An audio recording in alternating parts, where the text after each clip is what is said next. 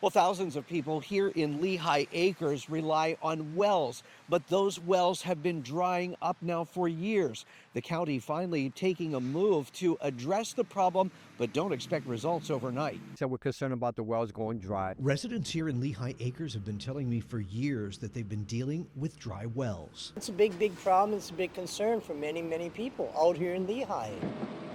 And keeping drilling companies busy over the past several years. That's black gold, I guess they call it. Drilling even deeper wells. Their well's going to dry up because they can only dig these wells so deep. Commissioner Brian Hammond calling the situation serious. We were notified by the Water Management District that the aquifer out there that we use for water supply was getting lower than it had ever been. County commissioners now paying a firm $1.8 million in grant money to study the situation and find an alternative water source.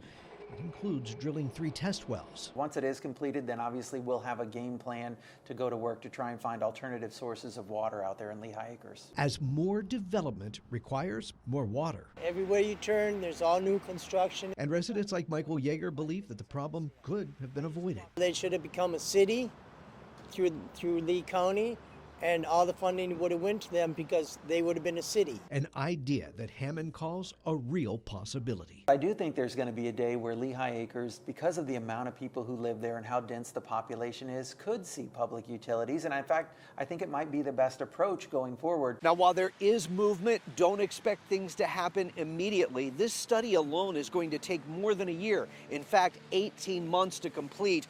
Then after that, they'll have to implement the best solution, and that could take even longer.